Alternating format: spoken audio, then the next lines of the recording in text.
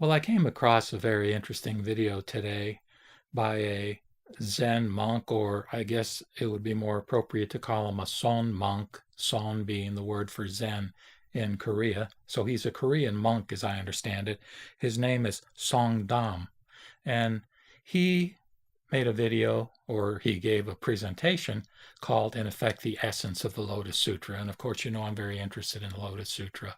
And it's interesting, particularly, to see some of the interpretations of what does this sutra really mean. It's not necessarily obvious as to what the content of the teaching is in this most wonderful and profound scripture, which, as you know, I've sort of honed in on as the primary element of content within my own channel here on YouTube. But in any case, I'm gonna upload 2 or 3 minutes of the conclusion of his video for you to sort of take in and see what you make of it.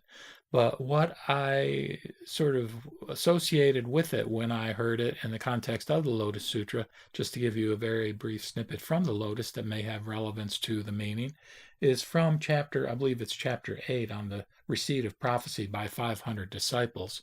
And of course, as you know, many of the disciples in the Lotus Sutra have received their prophecy that they will become Buddhas. So I'm reading this little parable from the Hurwitz translation where it says, "There is a man who arrives at the house of a close friend, where he gets drunk on wine, then lies down. At that time, his friend, having official business, is on the point of going away, when he sews a priceless jewel into the interior of the first man's garment and departs, leaving it with him. The first man, laid out drunk, is unaware of anything. When he is recovered, he sets out on his travels, then reaches another country, where he devotes every effort to the quest for food and clothing. He suffers such hardship that he is content with however little he may get. Then his friend, encountering him by chance, speaks these words to him: 'Alas, sir, how can you have come to this, for the sake of mere food and clothing?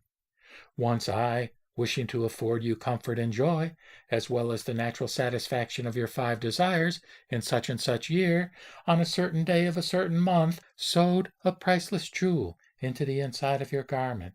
Surely it is still there. Yet you, not knowing of it, have suffered pain and grief in quest of a livelihood. How foolish you have been! Now you need only take this jewel, exchange it for what you need, and have things always as you wish, suffering neither want nor shortage.'"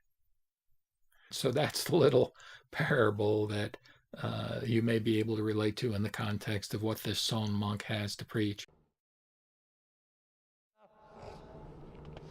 법화경의 진골수 이렇게 들어가서 평생 뭔 소리를 하고 싶었냐면 이 소리로 끝납니다. 이 성 불 도 법화경의 모든 경전을 압축하면 이 5자로 끝납니다. 모두가 이미 불도를 이루었느니라. 이걸로 끝입니다.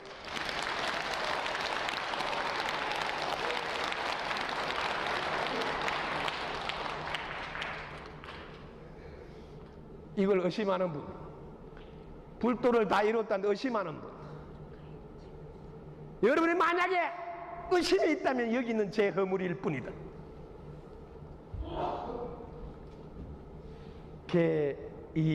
개이성불도. 저는 새벽에 우리 국사들 가르칠 때 항상 부처님 불상을 향해서 정면 마지막 딱 단어는 이 말을 하라고. 이미 불도를 이루어 마쳤느니라. 이게 항상 빠뜨리지 말고 하라고 하는 단. 저는 법화경을 통해서 저 5글자가 접수가 됐어. 그럼 이미 불도를 이루어 마쳤지. 분별을 내려놓고 보면 무슨 문제가 있습니까? 온전하고 완전해서 더하고 뺄 것이 없도다. 삼삼은 9고 9구는 81이라. 북가에는 뜰고 이건가이는 탈도다. 으아!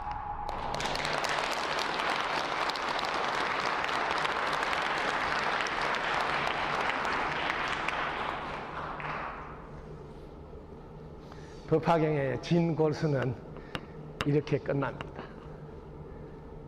뭘 몰라서 제가 또 이 자리에 와야 됩니까?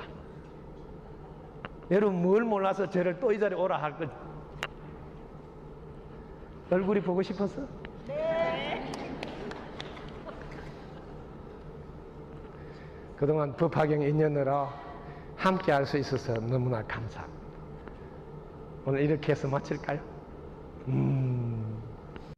Well, one thing you have to say is that that was a presentation with intensity. So again, take it for what it's worth, and I'll close with this verse. Let mind and the external world be as they are. There is neither actuality nor emptiness. If there is actuality, I do not care for it. Though there is a void, I do not abide in it. I am neither a sage nor a great worthy. I am an ordinary man who fulfills his daily tasks. How simple are the Buddhist teachings! In the five aggregates lies true wisdom. All things are identified with the first principle. The formless essence of things is not twofold. If you wish to be free from suffering and enter Bodhi, I cannot tell you where the land of Buddha is. Namo Mita Butsu. Namo Mita Butsu. Namo Mita Butsu.